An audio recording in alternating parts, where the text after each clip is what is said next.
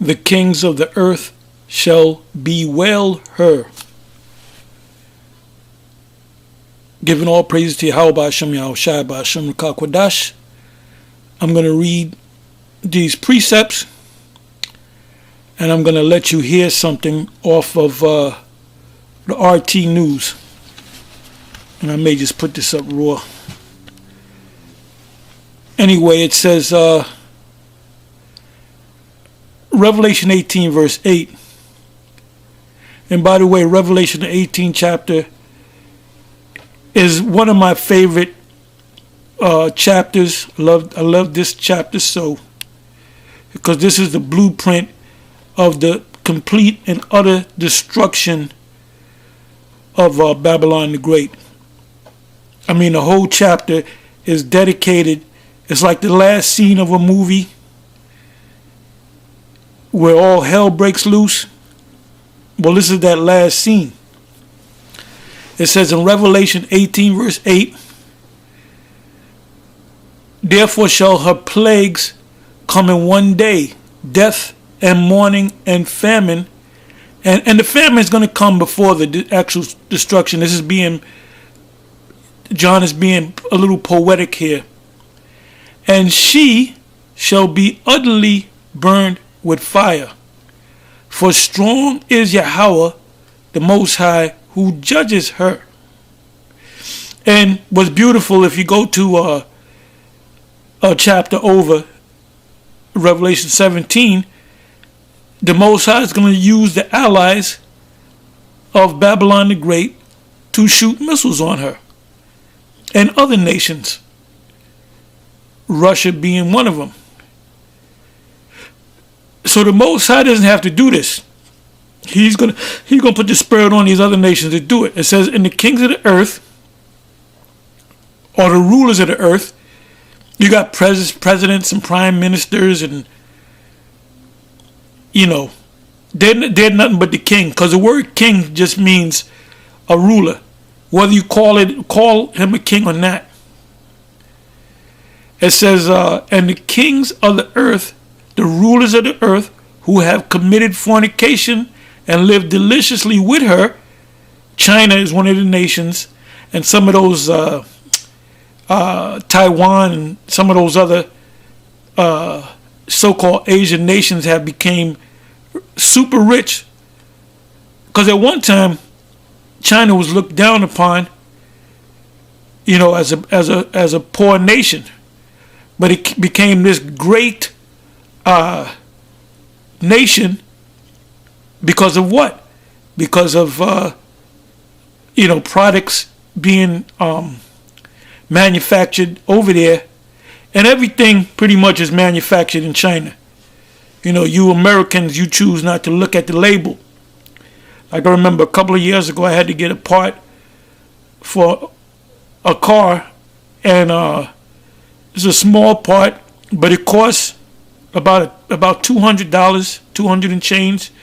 But it's a very, very important part. It was a small. You can carry it in one hand, and it was $200 and change.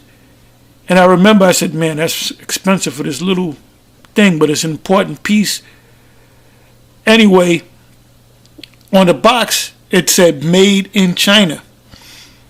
Now, being an amateur economist that I am, I said, if this thing was made in America, this thing would probably be closer to $350, $400.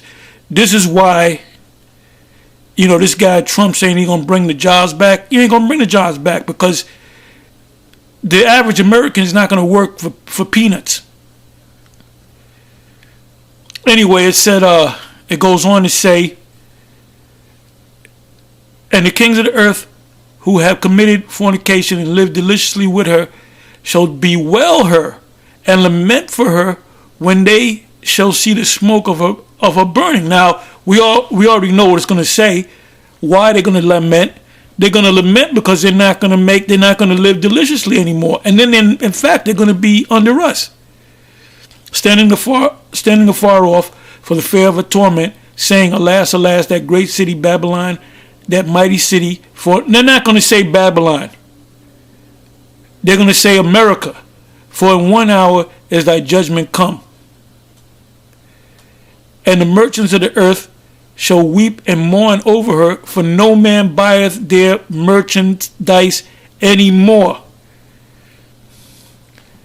So now this is from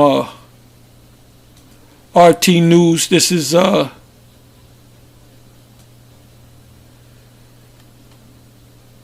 RT America, and the name of the show is Full Show China Trades Soars, Poverty Strikes U.S. So I'm going to let you listen to it. Well, 2020 was supposed to be the year we saw trade with China decrease.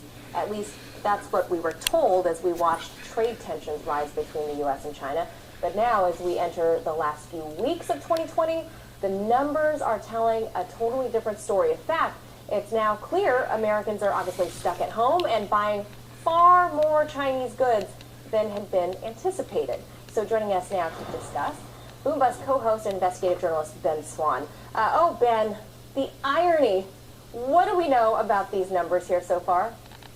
Yeah, the numbers are pretty incredible. We're talking about China reporting in the month of November a record trade surplus of $75 billion. Get this, though.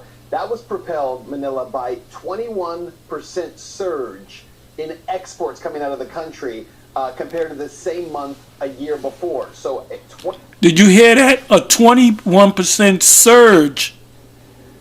That means the Chinese are exporting 21% more than they did last year at about this same time. So China is becoming actually richer, while the people of the U.S. are becoming poorer. 21%. Now, if you have half a brain and a spiritual mind, and you know what's going on behind the scenes, I'm not going to explain it to you. If you can't get it, me explaining this to you, this whole scenario, you know, if I try to explain it to you, you can't get it anyway. You should have been and got it. See, we see this thing crystal clear, and you people out there that's watching us, you know who has the 100% truth. That's GMS. There's a video put up by General Yohana, and if people don't leave that guy, you deserve what you get. That goes for you too, Captain Tazariak. More products leaving China and headed overseas for sale compared to the year before coronavirus. That's pretty incredible. And then I have to mention that, guess which country led the way on all this? You guessed it, the United States of America led the way in this. And how did they do so? The U.S. actually increased the number of exports coming in from China. And how did they do that? Because they purchased more things. They purchased more things.